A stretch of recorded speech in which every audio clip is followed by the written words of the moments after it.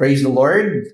At this point, we're currently taking a break sa ating Lectio Continua on the book of Revelation. At this point, andito po tayo ngayon sa book of Ecclesiastes. I'd like to invite everyone to open their Bible sa aklat ng Ecclesiastes chapter 2, verses 1 through 11. Chapter 2, verses 1 through 11, and the title of our sermon for this afternoon is The Vanity of Earthly Pleasure or Hedonism. So for sure, hindi pa siguro lahat sa atin pamilyar sa libro ng Ecclesiastes, mga kapatid, no?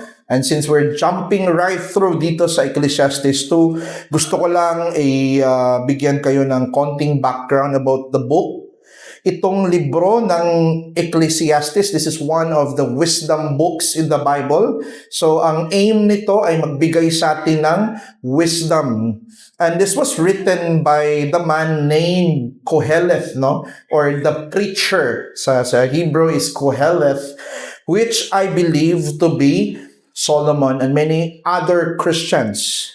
Now, dito sa libro ng Ecclesiastes, mga kapatid, if you're going to read it until the last chapter, mapapansin nyo na may dalawang voices dito na maririnig nyo. Mayroong narrator at meron ding si Koheleth, no?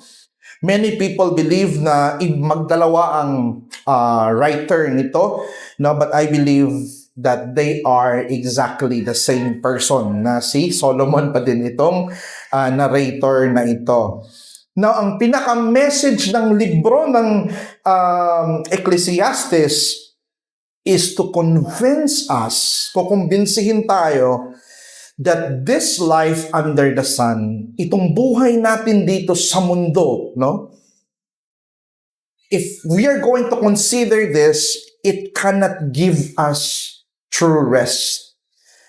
Nag-aalok sa atin ng kawalang kabuluhan o pansamantalang at panandali ang pakinabang lamang. Yan yung ibig sabihin po ng vanity, no? Parang magbibigay lang siya yun ng panandali ang enjoyment, pero hindi niya kayang mag-feel ng heart mo into satisfaction. Kaya itinuturo ng aklat na ito na mamuhay tayo sa takot sa Diyos at umasa sa isang bagay na hindi vanity, na hindi panandalian sa mundong ito, kundi we have to look beyond or above the sun to that which is eternal, to that which is God. So babasahin ko po sa ESV version, pasensya na, hindi ko na dalang aking Tagalog. No? So it says here in verse 1, I said in my heart, come now, I will test you with pleasure. Enjoy yourself. But behold, this also was vanity. And I said of laughter, it is mad, and of pleasure, what use is it?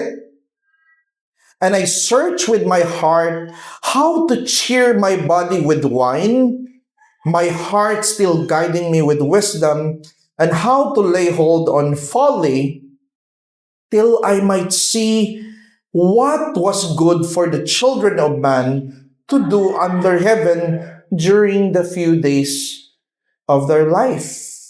Verse 4, I made great works. I built houses and planted vineyards for myself.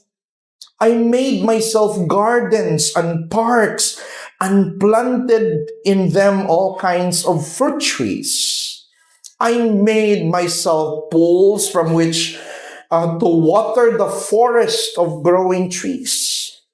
I bought male and female slaves and had slaves who were born in my house. I had also great possessions of herds and flocks, more than any who had been before me in Jerusalem. I also gathered for myself silver and gold and the treasure of kings and provinces. I got singers, both men and women, and many concubines. The delight of the sons of man, I have those. So I became great and surpassed all who were before me in Jerusalem, and also my wisdom remained with me. And whatever my eyes desired, I did not keep from them. I kept my heart from no pleasure, for my heart found pleasure in all my toil, and this was my reward for all my toil. Then I considered all that my hands had done, and the toil I had expended in doing it. And behold, all was vanity and a striving after the wind, and there was nothing to be gained under the sun. Let us pray to the Lord. Our great Father, you are the source of all our joy, our happiness. You are the one who blessed us, Father, and through Christ, we were able to partake all these things because of our union with Him. And thank you for your Spirit that applies these blessings to us, Father. Salamat din sa araw na pinagkaloob mo na kami finally ay makapagpahinga. Makapagpahinga, Lord, sa aming mga trabaho, makapagpahinga sa aming kasalanan. Salamat na naglaan ka ng special na araw na ito, Lord, na ma-dedicate namin ang aming sarili, that we are going to pause and focus only to listen to your word. Nawa mga katotohanan na marinig ng iyong iglesia ngayon, mapakinggan nila, Panginoon. Nawa marinig nila yung boses mo na nagsasabi, na nagsasalita, nagbibigay pag-asa, nagbibigay instructions, nagbibigay rebuke sa amin. At nawa bigyan mo kami ng pusong malambot, puso na willing mag-repent sa aming kasalanan, at puso na may malalim na paghanga sa iyong katotohanan sa Ebanghelyo. Nawa i-guide mo kami for all these days, for all glory in Jesus' name. Amen. Why is it that many people wants to migrate in the United States of America? Nung kabataan ko pa lang, ang usually mga pangarap ng mga tao is gusto nila pumunta ng Amerika at magtrabaho. Nung sinearch ko anong reason kung bakit maraming gustong pumunta ng Amerika, one of the major factors is that yung lugar ng Amerika, USA, was considered as the land of opportunity. Parang nandun lahat niyong oportunidad. Meron silang cultural ideology na kung tawagin ay the American Dream, no? Itong American Dream, it means na pwede mong i-aspire, pwede kang mag-prosper regardless kung ano yung background mo, ano yung ethnicity mo, through hard work and determination regardless of who you are, no? Equality. Ma-achieve mo ang iyong pangarap. And the pursuit of the American Dream is best illustrated sa isa sa mga paboritong nobela ko na nabasa nung kolehiyo pa ako, ang kinatha ni F. Scott Fitzgerald entitled The Great Gatsby. Itong librong ito is top 2 sa top 100 best modern novels, wherein ang main character nito, si Jay Gatsby, ay umunlad siya, galing siya sa kahirapan, mga kapatid, no? And what's next, nung siya ay umunlad, he was spending his wealth for pleasure, nagto-throw siya ng party everywhere, every Saturday, full of orchestra, bartender, serve cocktails na napaka-luxurious, napaka-mahal, delicate food, and celebrity guests pupunta doon sa party ni Jay Gatsby. But his aim was just to showcase his greatness and to impress the woman his heart longs to love, which is no other than Daisy Buchanan. No? Gusto niyang i-impress. No? Nagto-throw siya ng party, in-enjoy niya yung sarili niya sa pleasure. But the end of the story tells us that even though he has everything that money could buy, He has so many friends because he has a lot of money, right? But he died alone, and it did not gain from all those things that he accumulated, not even that woman. But of course, no, that's an illustration, and we are not here para sa fictional novel na yan, no? But there was one real true to life story. Yun ay katang-isip lamang ni F. Scott Gerald, no? Alam nyo ba na meron ding true to life story that is similar to that of a very wealthy man na pinursu niya yung pleasure in all its forms. But he found out na ang kayang ibigay ng pleasure is empty and hollow. And that person is no other than Koheleth himself, which is Solomon, which is the king of Jerusalem. And Koheleth, before tayo nag-reach dito sa chapter na ito, mga kapatid, Koheleth was making his own evaluation sa kanyang puso, how it would respond to those things under the sun that attempt to provide pleasure and satisfaction. Ina-assess niya, sinusuri niya yung kanyang puso kung paano ito tutugon sa mga bagay na mga pleasure na nandito sa mundo, no? Nagsisikap magbigay kalayawan at kasiyahan sa kanyang puso. Tinry niya kung ma-reach ba niya yung tinatawag na satisfaction. In earlier verses or chapter, ang una niyang sinuri yung wisdom. Nag-acquire siya lahat ng knowledge, pero na-realize niya na parang naghahabol lang ako sa hangin. Ang pag-garner pala ng napakaraming knowledge, hindi nagbibigay ng satisfaction. And this time, he's going to test pleasure. Baka nasa pleasure dito sa mundo ang kayang magbigay ng true satisfaction sa buhay ko. And in verse 1, he said, I said in my heart, come now, I will test you with pleasure, enjoy yourself. But behold, this also was vanity.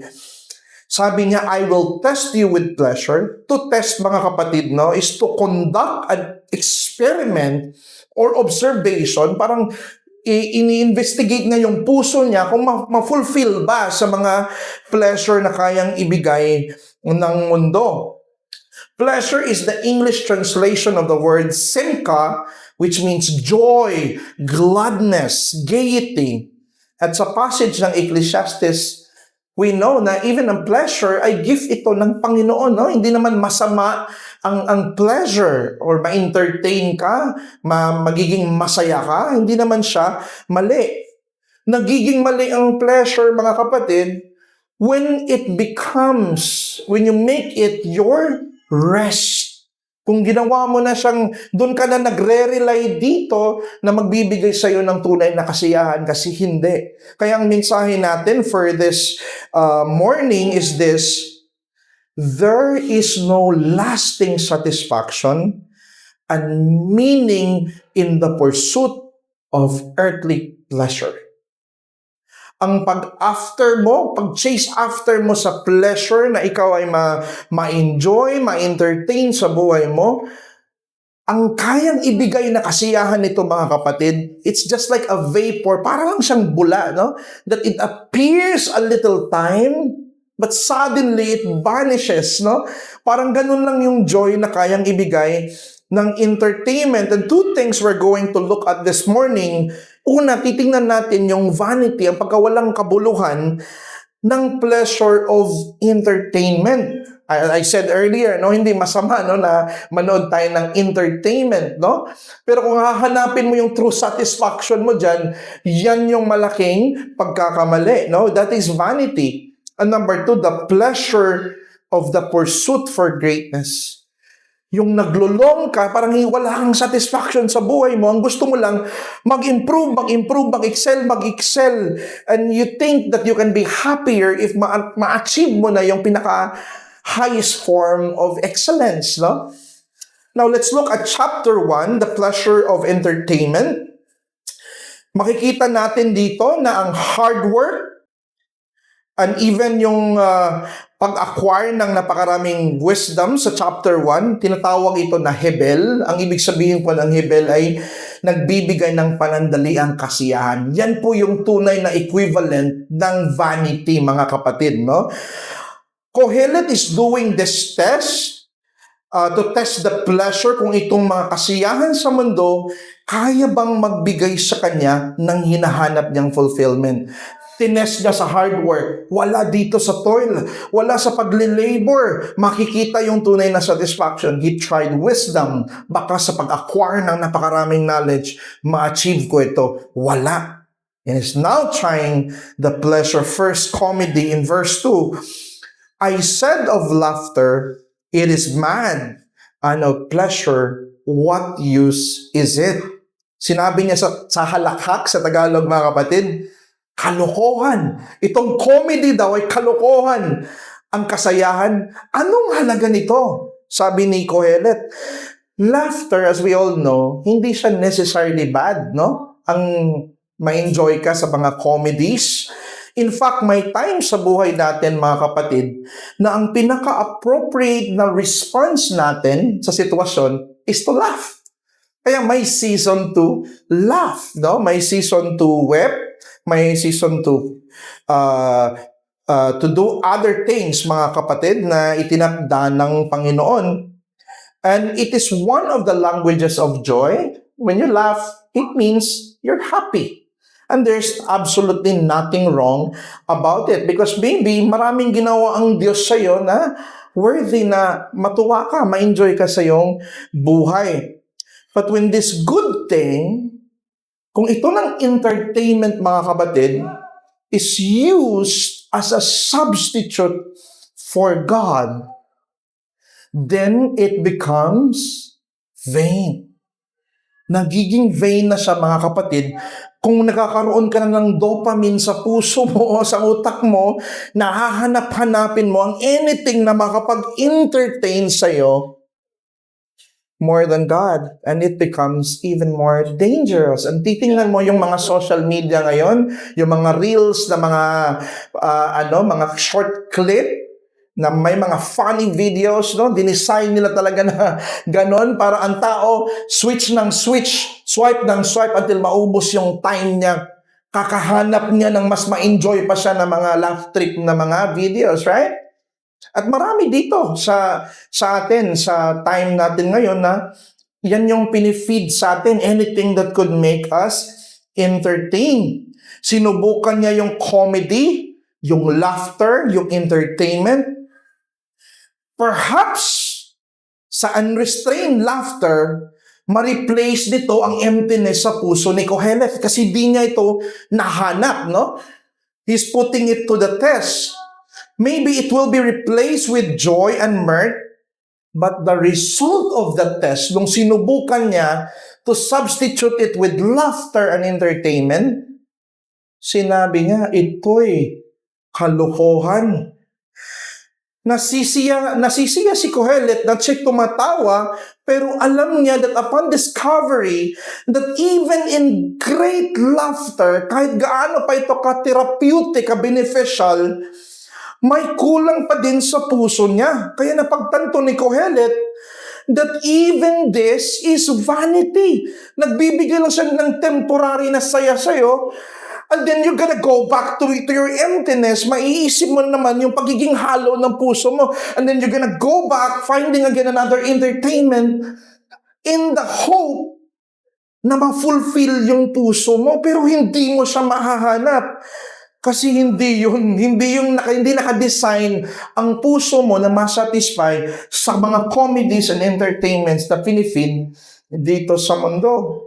And that's why even in laughter, Proverbs 14:13, even in laughter, the heart may ache. No? Hindi siya pwedeng maging substitute. Pero baka wala sa comedy. Maybe Kohelet found out that baka wala sa comedy, baka wala sa mga entertainment, baka nandun sa sex. Maybe nandun sa lust, no? In Ecclesiastes 2:8, sabi niya, I got singers, both men and women, and many concubines. Napakarami niyang kabit. the delight of the sons of men, because naturally, dahil sinful tayo, no? Ang mga kabit, yun talaga yung, natin, yung mga babae, yung mga target. Kung hindi pa tayo sinave ng Panginoon, that will be what we're going to look after. Matitempt tayo na gumawa sa mga ganong bagay. And we know the existence of pornography sa time natin ngayon, mga kapatid, di ba? And imagine, there was a time na number 1 ng Philippines sa pornography. Although hindi physically, pero alam natin, it marks that these things, itong ganitong mga gawain, itong lust of the flesh, is something that the sons of men are after. But guess what? Alam natin, no, na we haven't that experience, but there's one who experienced sex and all these kinds of lust to a highest degree. I think he has 700 wives and 300 concubines. Imagine mo, mga prinsesa pa ito, mga kapatid, no? Hindi lang ito parang ordinaryo mga babae. Yung mga asawa ni Solomon, mga anak pa ng mga pharaoh. Kung titingnan mo, so the finest, most beautiful women, you try to check, maybe sex could somehow fill the joy of my heart. Maybe I can find satisfaction. Solomon has experienced, Kohelet has experienced the very summit of lust that none of us here have gone to. Walang nakatry nitong experience na ito, siya lang. Pero isn't this the desire of many people? But Kohelet has actualized it. And itong mga bagay na ito, 700 wives, it is found in the imagination of the unconverted people. But this is true in his life. He experienced it. But what did he say? Walang saysay. It is without value. Laughter and sex can't be the answer that he was looking for. And maybe it's another thing. If it's not sex, if it is not laughter and comedy, maybe it's something else. Maybe it's alcohol. Maybe ang alcohol lang siyang magbibigay sa akin ng saya, fulfillment sa buhay ko. Ecclesiastes 2:3, I search with my heart how to cheer my body. With wine. And he has the best wine in the world served before the table of the king. Nandito yung pinaka-finest wine, mga kapatid. Maybe this is it. My heart still guiding me with wisdom. Chine-check ng kanyang wisdom, no? Kung nabigyan ba siya ng satisfaction, if he's going to be addicted with wine, o punuin niya yung sarili niya sa pagpapakalasing. Till I might see what was good for the children of man to do under the heaven during the days of their life. Kasi kung ma-found out na ni Kohelet, ang wine pa lang kayang magbigay ng satisfaction sa buhay ng tao. Therefore, I can counsel people na ito yung kailangan ng tao. But what happened? After niyang sinisiyasat sa kanyang isipan kung paano pasayahin ang kanyang katawan sa wine, comedy and entertainment fails. And Kohelet thought that maybe ang alak pwedeng magbigay ng kasiyahan. But it turns out that even wine does not just give him a temporary happiness sa kanyang puso, no? Important to clarify that wine is not necessarily bad, no? Wala tayong tinuturo dito na mali ang wine. In fact, meron tayong Lord's Supper na may wine. Hindi rin kasalanan on the occasional basis na sa mga occasional na meron tayong mga wine na isa-serve. It's not wrong. The Bible is approving it and even recommending it, no? We saw that in many verses in the Bible, no? Especially Ecclesiastes 10:19, bread is made for laughter and wine gladdens heart, di ba? And gladdens life. So hindi siya mali. But we'll also need to be careful since may warning din ang Bible sa Proverbs 21, wine is a mocker. strong drink a brawler, and whoever is led astray by it is not wise. Pag ikaw ay nalulong na sa wine, if you're not guided by your wisdom, at magpa-addicted ka dito, you are not wise. So what he did is that he did not restrain himself. Hindi niya pinigilan yung sarili niya na magpakalasing, no? From drinking wine even to the point of folly. Hanggang dumating sa panahon na parang foolish na siya to. At kahit pa mag-lead ito sa foolishness, para lang makita niya ang end sa bagay na ito. Will drinks make him forget his misery? And will it ease his heart and therefore providing him the satisfaction? Kaya ba nitong magbigay ng satisfaction sa buhay niya? Is the secret of life found sa pag-iinom ng alak? Tama ba yung mga lasinggero na mga tambay no, na umiinom ng alak pag may malaking problema? Nakakasolve ba talaga ito? Is this the very cure of all the evils of life, all the vanities sa buhay, so that he might counsel people? The answer to that question is no. Ito din mismo ay vanity. Wala ding kabuluhan. Hindi niya nakita na ito ay solusyon.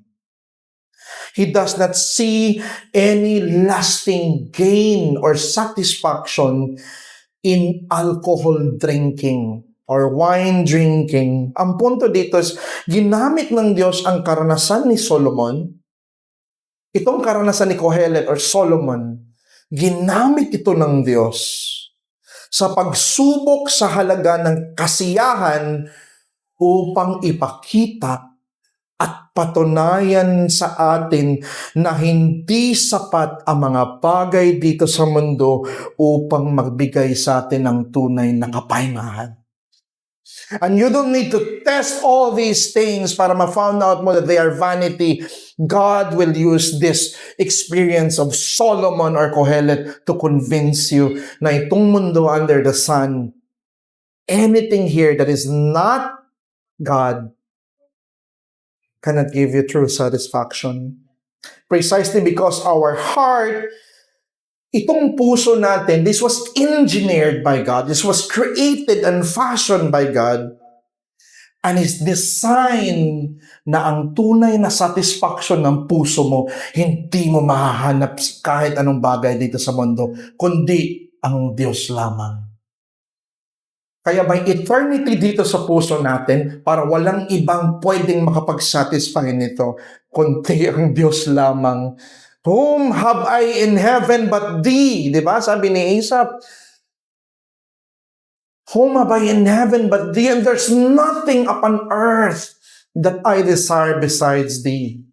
Silver or gold, nay, but thee, ang Diyos lang. Siya lang yung kayang mag-fulfill nito. And there are moments in your life, mga kapatid, no? Na tayo ay lilinlangin sa mga pleasure sa mundo. But always remember, in Psalm 16:11, you make known to me the path of life. Sa presensya mo, O Diyos, in your presence, there is fullness of joy. You see that? At your right hand are pleasures evermore. There are moments in your life that you will feel dry, na ma-feel mo yung emptiness sa puso mo, that you feel like you need fulfillment.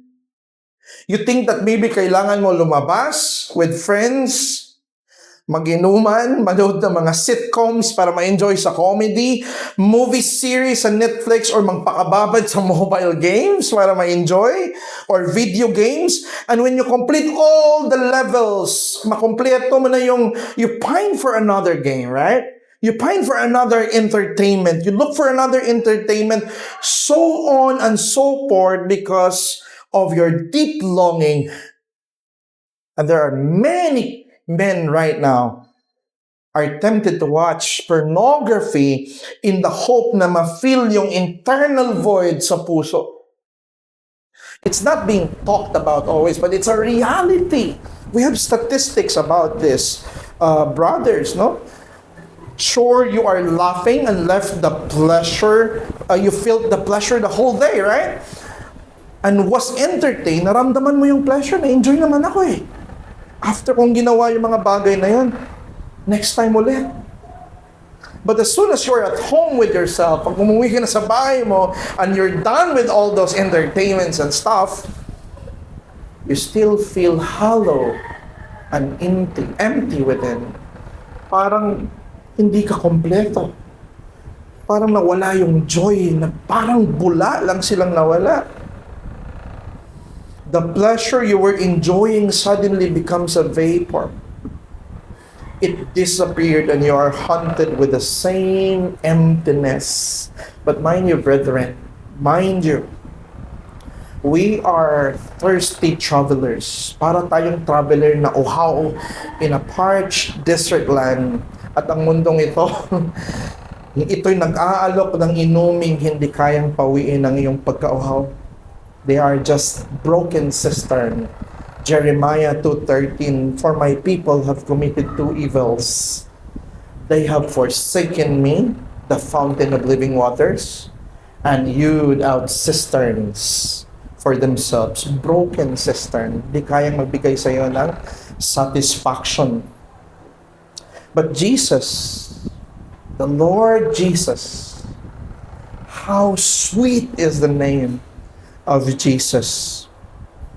He offered us a spring of water welling up to eternal life. John 4:14.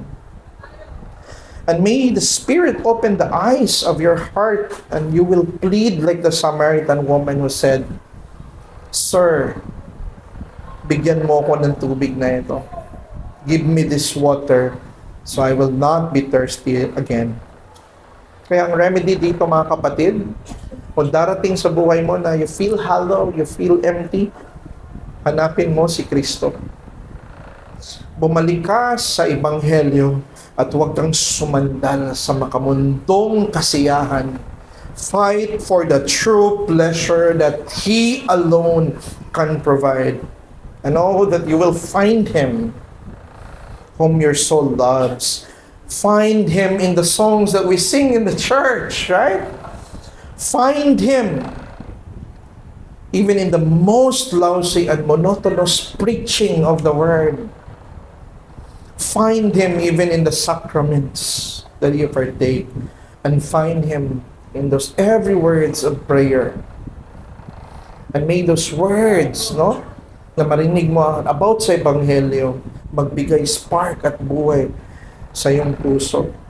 And if you're an unbeliever, kung hindi ka pa ligtas, hindi ka pa kabilang sa iglesia, at hindi ka pa tumanggap sa Panginoon bilang iyong tagapagligtas at Panginoon through the Spirit, ang momentary pleasures dito, itong kasiyahan ng momentary lang na binigay ng mundo, it is meant to inform you. It is telling you something, kaibigan. If wala ka pa kay Kristo, listen to this.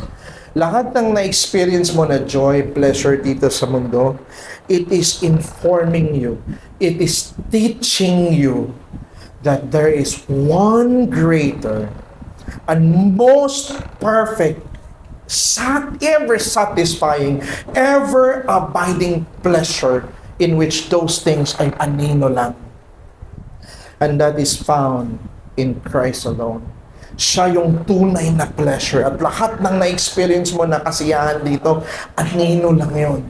Imperfect picture lang yun sa perfect na pleasure na kaya niyang ibigay. Oh, that you may repent from your sin and make Christ your greatest pleasure. Come to Christ and repent of your sin. Number 2, it's gonna be quick. The pleasure of greatness. Let's read verse 4 through 8. I made great works. I built houses and planted vineyards for myself. I made gardens, parks, planted in them all kinds of fruit trees. I made poles from which to water the forest of growing trees. I bought male and female slaves. Parang gumawa na siya dito ng Garden of Eden. Itong si Kohelet, no? Some people take so much accomplishments. Iba din yung pleasure nila, no? Hindi lahat ng tao na-enjoy sa Netflix. Hindi lahat ng tao na-enjoy sa sitcoms, hindi lahat ng tao na-enjoy sa ibang mga any kinds of entertainment, no? Pero may mga tao that they take so much pleasure pag marami na silang napundar, pag marami silang na-build, no? Which is not bad, no? Hindi naman mali yun, mga kapatid, na marami kang mapundar, no? Marami ka ng buildings, no? It's thank you, no? Thank you, Lord, for granting that kind of blessing. Sa Diyos yan, mga kapatid, walang masama dyan. Ang masama, kung ang satisfaction mo, hinahanap mo na sa accomplishment mo na yun. So, sabi dito, so chinek, no, inassess ni Solomon kung ang pag-build ba ng mga ganitong infrastructure and things like this could give him satisfaction. Sabi niya, note the word I from verses 4 to 8. I build houses, I made poles. Puro I yan, di ba? Napapansin nyo? Kohelet draws pleasure and satisfaction from the work of his hands, from his own greatness, from his own performance. Tinignan niya baka itong mga ginawa ko, na-accomplish ko, nagawa ko, nagbibigay sa akin ng full satisfaction. Pero it's true, no? Nagpagawa kami ng gate sa bahay namin. Parang hindi pa tapos, na-enjoy na ako eh. Praise God, napagawa namin yung gate namin, no? Pero how much more kung you have all the means of this, no? To build all your favorite architecture na mga architectural houses and designs na kaya mong ang sarap tingnan, no? Titingin ka sa mga work of your hands na parang Garden of Eden. What a pleasure would that be? Pero, ito yung nangyari, no? Narating ni Solomon yung pinakarurok ng greatness, yung kadakilaan, na siya yung kinikilala na great. Na-try niya lahat ng lahat ng klase ng pleasure. Sabi niya dito sa verse 9, so I became great and surpassed all who were before me in Jerusalem. Walang tumalo sa kanya sa kadakilaan, sa kanya mga na-achieve. At hindi niya pinigilan yung sarili niya, whatever his eyes desired. No? Narating niya yung rurok, but after he has tried and tested whether there is lasting gain in his creative work, sa mga na-accomplish ko ba, is there any lasting gain here? It says in verse 11. Ito na yung last, no? Then I considered, anong sabi niya? Ito yung conclusion niya, mga kapatid. Sa lahat ng mga na-try niya, nasubok niya. Then I considered all that my hands had done, and the toil I had experienced, lahat ng labor na ginawa ko, lahat ng ginawa ng aking kamay, and behold, all was vanity. Walang kapuluhan. Hindi lasting ang binibigay na joy at kasiyahan. The point is, God through Solomon shows na ang bunga ng ating mga gawa at pagsisikap ay hindi kayang punuan ang panloob na pananabik ng ating puso sa satisfaction. Not even the product of our hands, no? We try to be overworking, hard work to accomplish a lot of things, no? Which is not bad, but if diyan mo na i-angkla yung happiness mo, satisfaction mo na kung hindi yun ma-achieve, I will not be happy. That is vanity. Para ka lang naghahabol sa hangin, no? You're trying to gather the wind through your clutches, but you thought na nahawakan mo na siya. And they just slip from your hands. Ganon siya, mga kapatid. We may have the grandest achievements, pero these things will remain insufficient para i-address ang pinaka-fundamental na kailangan ng tao.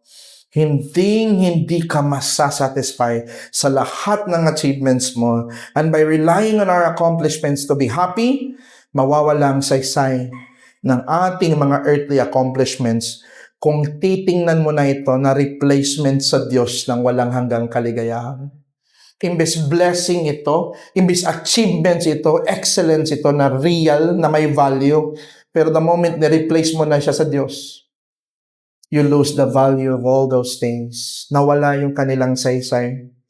Kaya challenge in today's world, People put premium in human accomplishments. Their happiness is closely related to the accomplishment. What if the uncertainty of life takes away everything that you've worked for? Lahat ng pinaghirapan mo. And you have anything that you have accomplished, kinuha ng Panginoon. Where will you be? Where shall you go? Pero anong sasabihin ng true Christian? Bagamat di namumunga ang puno ng igos at hindi rin namumunga ang mga ubas, kahit na maantala ang pamumunga ng ulibo at walang anihin sa mga bukirin, kahit na mamamatay lahat ng mga tupa at mawala ang mga baka sa kulungan, magagalak pa rin ako at magsasaya dahil sa Yahweh, ang Diyos na magliligtas sa akin. There was one afternoon, my son told me, Papa, I just want to play in the playground. I just want to go to the playground. I don't want to be here in the house. I want to play in the playground. It makes me happy. Bring me, Papa, to the playground. That's what he said. And I understand because playground is like a children's paradise. Para itong paraiso ng mga bata eh. He was trying so hard to convince me. And I finally said, yes, let's go. At sabi ko sa kanya, since you really want playground, you think you could be fully happy with the playground, I will bring you to the playground. And when I put him on the playground, I walk away from a distance. Doon ako sa medyo malayo-layo lang, nagbabasa. And he said, hey, let's go. Come with me in the playground. And I said, you have the playground. You can play on your own. But I can't play without you, Papa. Parang ganun yun, mga kapatid, sa tunay na buhay. No? We think ng mundo, once we're put into the situation or to this riches or this pleasure, we think that we could be happy. Pero ang tunay na Christian, he can't be happy in this world without the one who gave him the happiness. And that is God. Huwag nating alisin ang Diyos, mga kapatid, sa trono ng puso natin na magbibigay sa atin ng satisfaction. Let us pray to the Lord. Oh Lord, David said, one thing he desires that he will seek after, that he will dwell in the house of the Lord all the days of his life, that he may behold the beauty of the Lord. As you are, Lord, the joy and the complete happiness, the absolute pleasure of your people.